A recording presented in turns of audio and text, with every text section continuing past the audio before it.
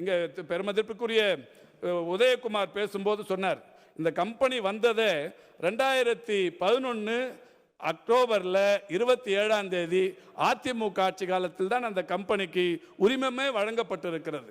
உங்கள் ஆட்சி காலத்தில் வழங்கப்பட்ட உரிமம் அந்த, அதாவது இதை நான் அரசியலாக்க விரும்பலை. என்னன்னா இங்கே பேசும்போது நிறைய சொன்னாங்க, 397 மருந்து நிறுவனங்கள் தமிழ்நாட்டில் இருக்கிறது.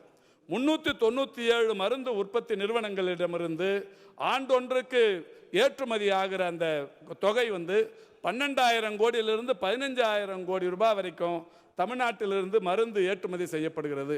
மரியாதைக்குரிய பாலாஜி சொன்னது மாதிரி ஏற்கனவே கடந்த ஆட்சி காலத்தில் நடைபெற்ற ஒரு நிகழ்வின் போதும் கூட இது தமிழ்நாட்டின் மருந்து உற்பத்தியில் ஒட்டுமொத்தமாக வானதி சீனிவாசன் சொன்னது மாதிரி இந்தியாவிலிருந்து தயாராகிற இந்த மருந்து உற்பத்திகளினால் இந்தியாவுக்கு எதுவும் கலங்கம் வந்துடக்கூடாது, கெட்ட பேர் வந்துடக்கூடாது.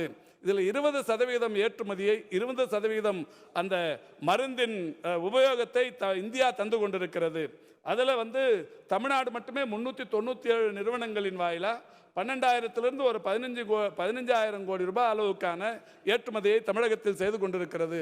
இதில் பெரிய அளவிலான அரசியல் செய்து இது இந்தியாவின் அந்த நன்மதிப்புக்கு எந்த இடத்துலையும் குந்தகம் வந்துடக்கூடாதுங்கிறதுல எல்லாருமே அக்கறையாக இருந்து நிற்கிறாங்க.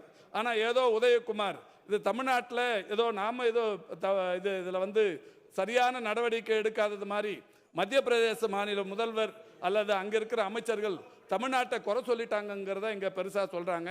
நாம் எந்த மாநிலத்தையும் குறை சொல்லி யாரையும் இது செய்யலை, நீ அதை செய்யலை, இது செய்யலைங்கிறத சுட்டி காட்டுறதை காட்டிலும் இது தேசிய ஒருமைப்பாடு, இந்த இந்தியாவின் பொருளாதாரம், இந்த மாதிரியான நிறைய விஷயங்கள் இதில் சம்பந்தப்பட்டதால் இன்னைக்கு மிக அமைதியாக இன்றைக்கு நடவடிக்கை எடுத்து சம்பந்தப்பட்ட நிறுவனத்தை மூடினது மட்டும் இல்லை, இன்னைக்கு பர்மனண்ட்டாகவே அதை க்ளோஷர் ஆர்டர் கொடுத்து கம்ப்ளீட்டாக மூடி இருக்கு.